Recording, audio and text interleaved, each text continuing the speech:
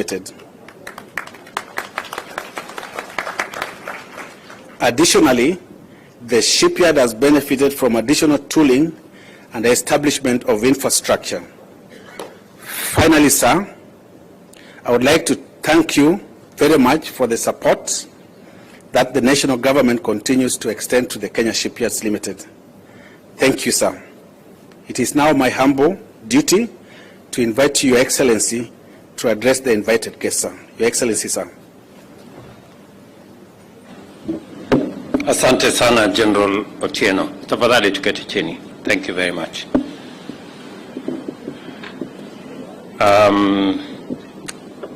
Prime Cabinet Secretary, our CS for Defense, General Ogola, our CDF, all the other generals, service commanders, the Governor of Mombasa, our leaders, members of parliament, senators. Ladies and gentlemen, good evening. Hamjambo. I know we all have had a very long day, but I must confess it has been immensely productive. I am delighted to join you today for the celebration of the great work and commendable achievement that has been and has enabled us to reach this tremendous milestone so soon after commissioning the 2,000-ton slipway, which this afternoon I had the privilege to operate. I hope, General Otieno, I get a small stipend. This encouraging progress places our nation firmly on the foundation for takeoff and launches us on a sound trajectory of excellence in maritime engineering.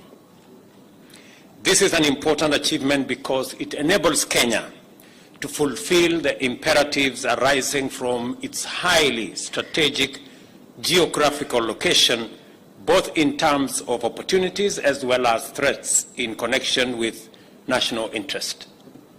Our country is situated at the center of the expansive and abundantly endowed Western Indian Ocean Rim, which directly caters for a region of 60 million people who rely on the ocean for their livelihoods. Access to food and other maritime resources, as well as transport for goods and services, which is vital for local, regional, and international trade, must be guaranteed, regulated, and also must be secured. The blue economy is an integral sector of our vision for national prosperity and a critical driver of our bottom-up economic transformation agenda.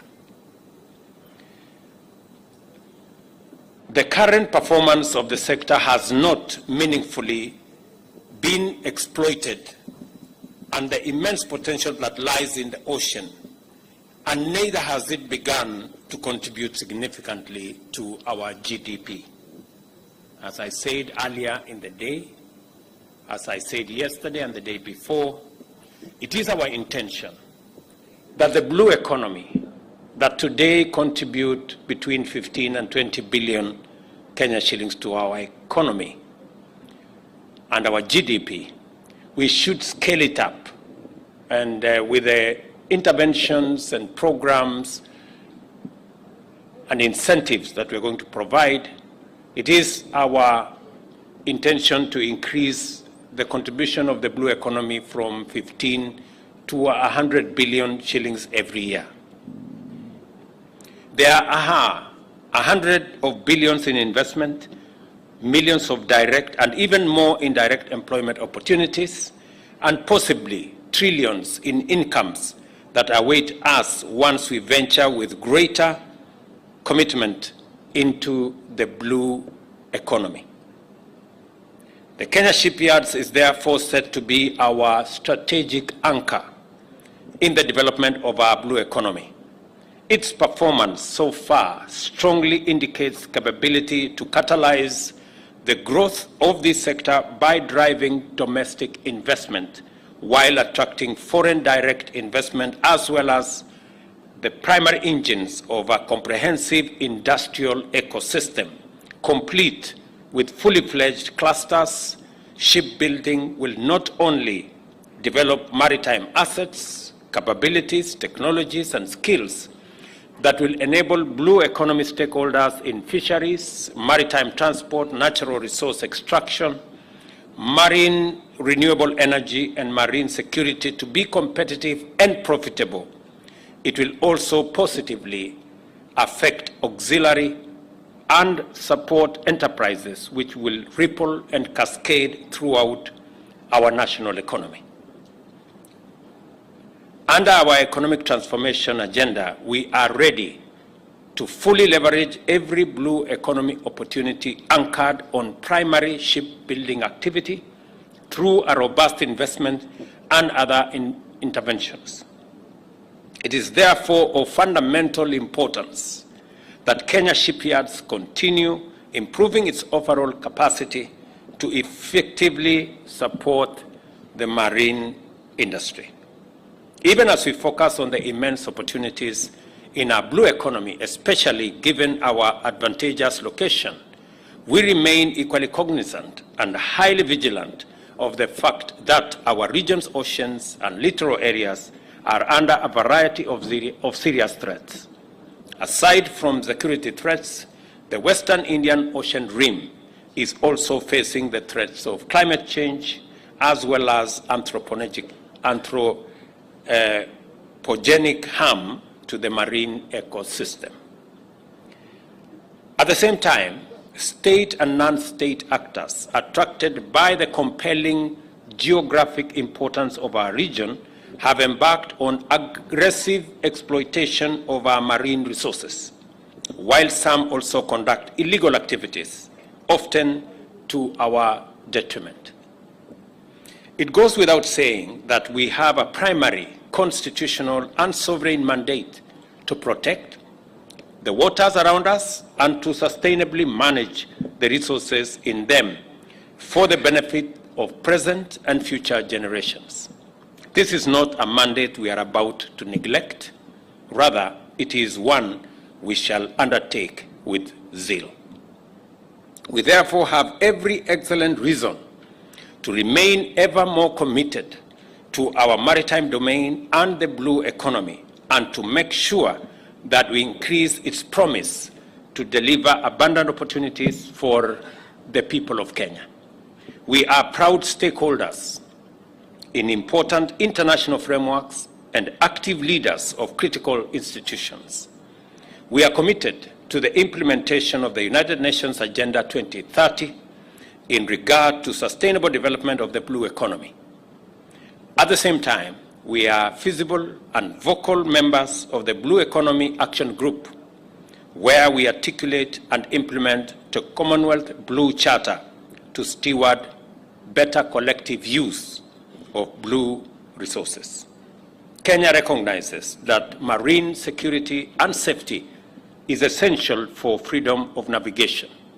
Therefore, we are an active member of the International Maritime Organization and are also a signatory to the Djibouti Code of Conduct and a member of the contact group on piracy off the coast of Somalia as well. These commitments are duly recognized internationally, and it is absolutely vital that we complement these credentials with demonstrable regional and global leadership in all matters connected with shipbuilding, repair, and maintenance, as well as general maritime affairs. The government is therefore pursuing a vision of making Kenya shipyards a center of shipbuilding and maritime excellence. Beyond our immediate maritime domain, we must take maximum advantage of the global opportunities inherent in this space. We must explore oceans beyond for possibilities of collaboration, partnership, trade, and investment in the Pacific Ocean and even further beyond. To make progress in this connection, it is necessary to develop the strategic dynamism necessary to form partnerships and collaborate with various state and private sector players in order to secure sea lines of transport and communication safe and conducive for efficient and sustainable exploitation of maritime resources. I want to take this opportunity to underscore a highly commendable achievement of our shipbuilding venture. Our collaboration with various partners has enabled Kenya to develop notable shipbuilding capacity. This has been accomplished under exceptional circumstances in that the project achieved significant saving of resources for the exchequer. The level of savings made by this project enabled the exchequer to redirect sufficient funds to undertake a midlife refit of a warship, making the KNS Shupavu the first naval ship to undergo a midlife refit in Kenya. The technical capacity and efficiency of our shipbuilding is here for us to see. And I was very pleasantly happy today when I launched the KNS Shupavu, which has just gotten into the waters a few minutes ago. That was done with partners, and I want to thank Damen for being our reliable partners, but also the many men and women from Kenya who did a fabulous job, world-class, giving us a world-class project, facility. I was very happy to see the level of expertise and finesse in the completion of the ship I just saw outside here. In fact, I saw exactly the same thing when we went to Amsterdam. And therefore, it confirms to me that what we have here is world-class. Congratulations, General Otieno and your team.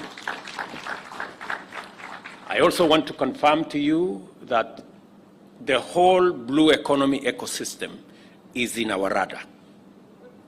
Just this weekend alone, we have given out 550 million shillings to blue economy operators. From Lamu,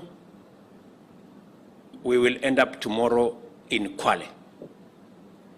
And we want to build, as I said, the whole blue economy ecosystem, from fishermen to coxswains, building infrastructure, landing sites, cold rooms.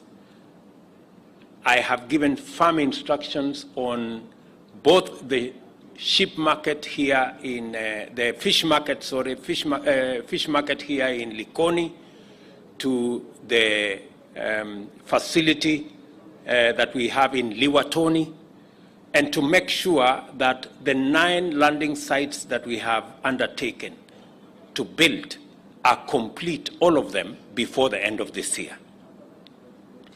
I have also given very firm instructions that the facility that we are developing in Shimoni, and I'm happy that the people from Kenya Ports Authority are here, that again, that whole infrastructure around supporting the unlocking of the potential that exists in our blue economy resources is an exercise that we are seized with and we must deliver on.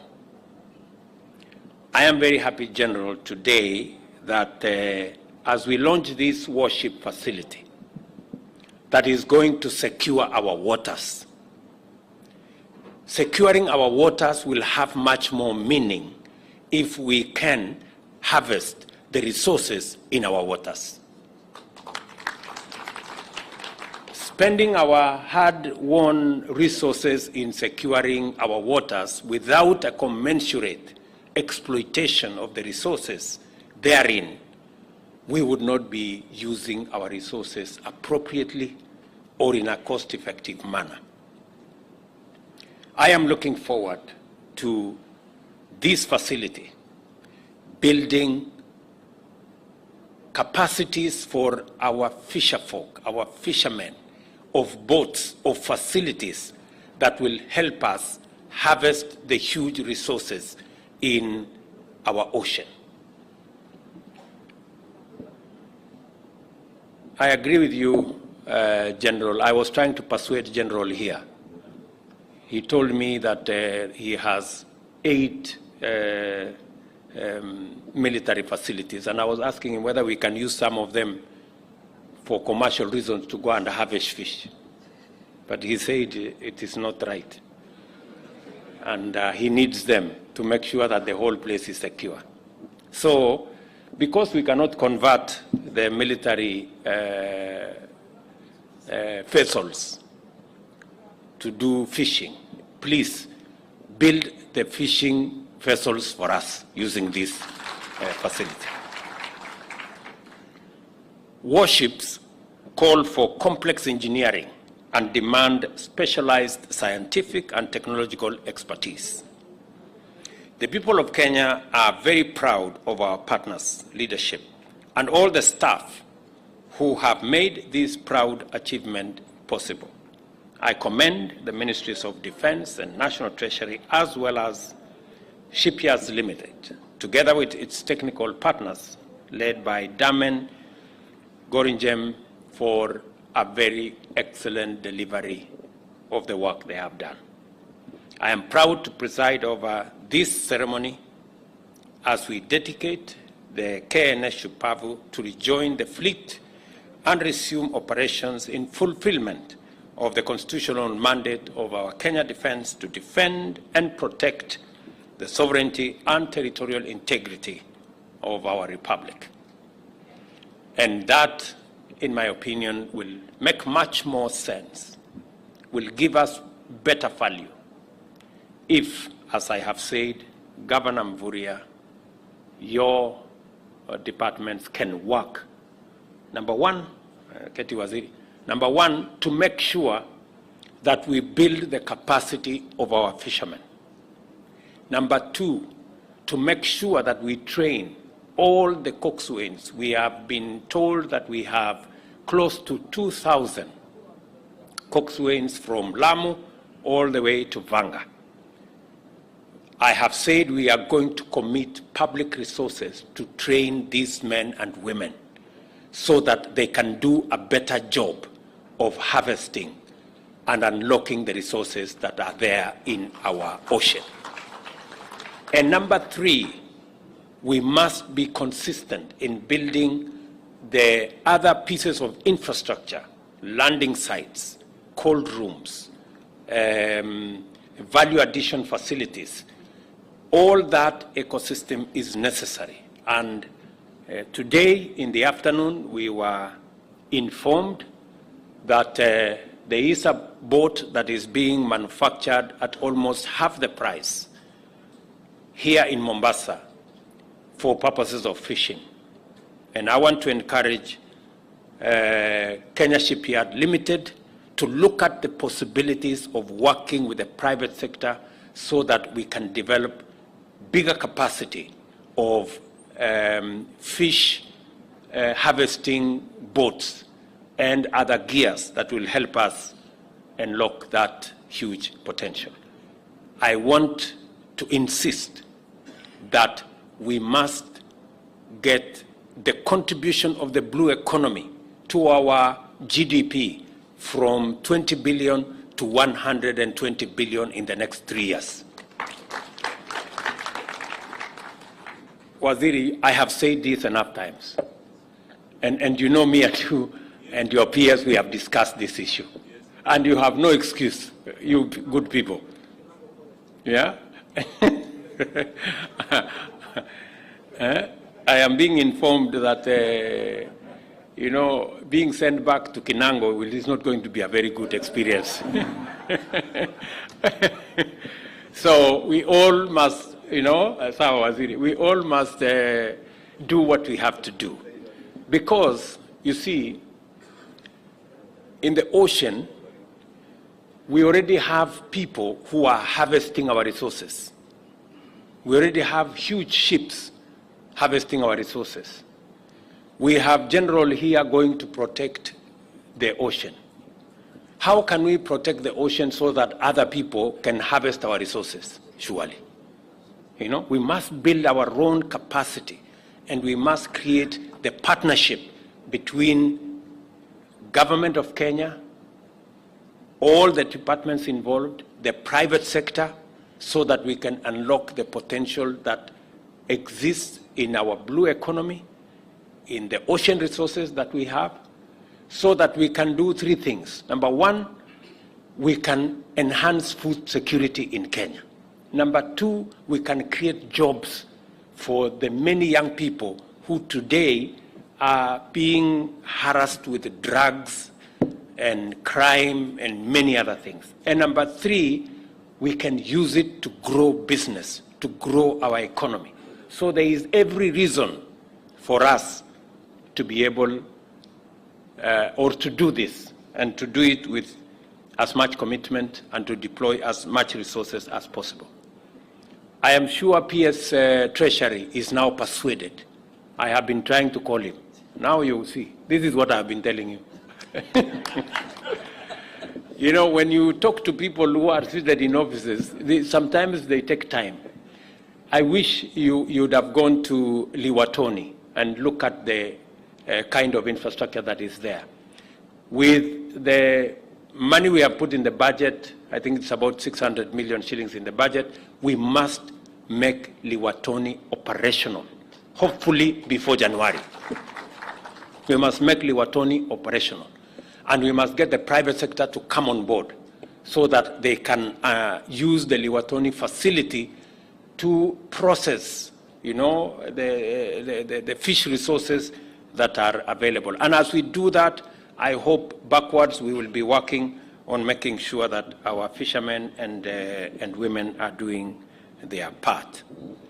So, good people, we have a whole plan on how to unlock this.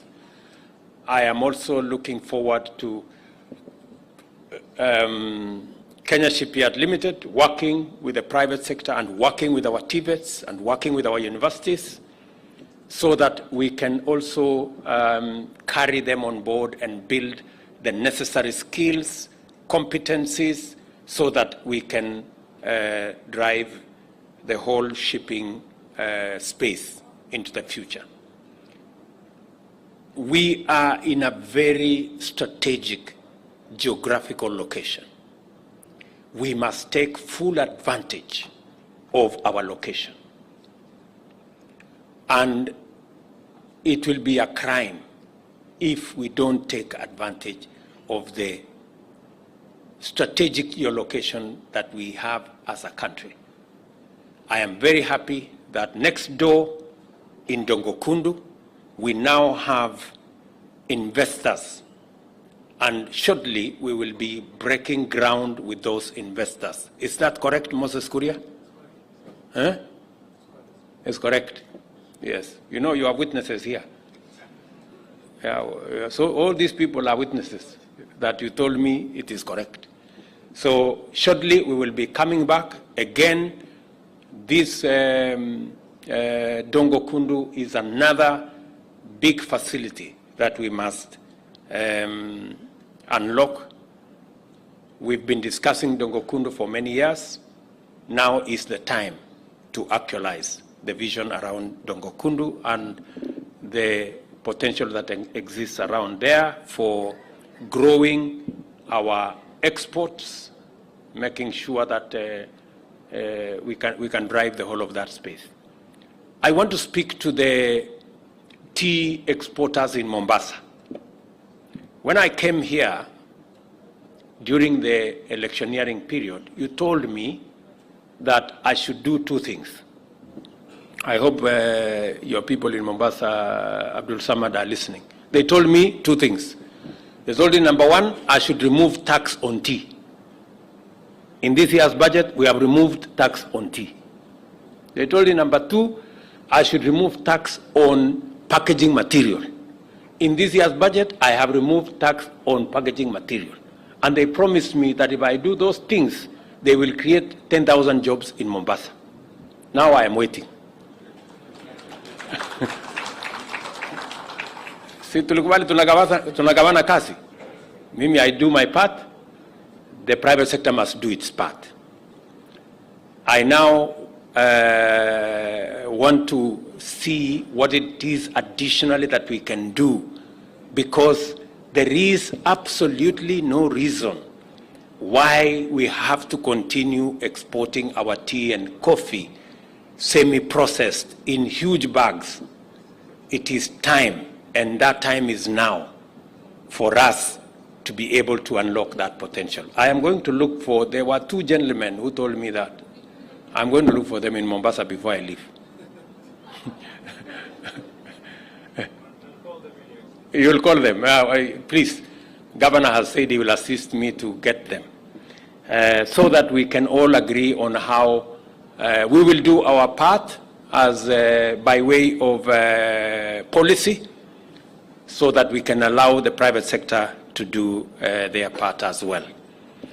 So I do not want to crowd this very important with many of the other things that we are doing, but I am very happy that though it is late, I am very happy that we have come here so that we can do this piece of good work, and I look forward to working with the Kenya Shipyard Limited and our Ministry of Defense to also bring the private sector into play so that we can do more better with the facilities that we have here.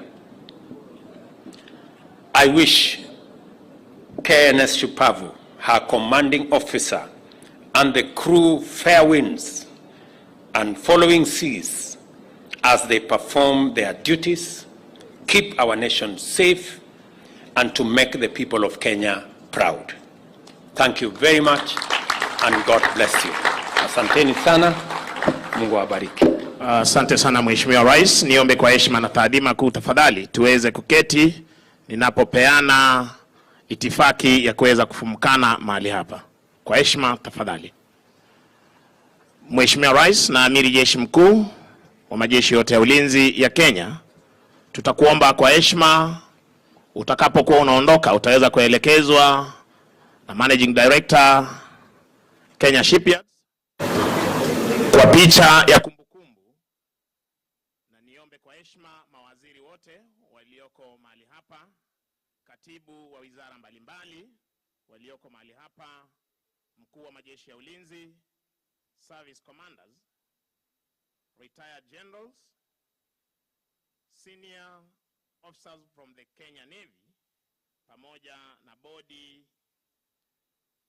ya managers wa Kenya Shipyard waweze kukufuata Mheshimiwa Rais, ambapo utaweza kuelekezwa na wapiga picha wetu toka Strategic Communications chini yake Captain Kamau pale nje, ili uweze kushuhudia mandhari mazuri ya Kenya Shipyard na hali kadhalika manuari yetu ambayo imeshaingia ndani ya maji hivi sasa mnavyoshuhudia kwenye runinga zetu. Wale wengine tafadhali tutaweza kutulia hadi Mheshimiwa Rais pamoja na wale ambao nimeweza kusoma waweze kuondoka, kisha tutaelekea kwa chakula cha jioni. Your Excellency.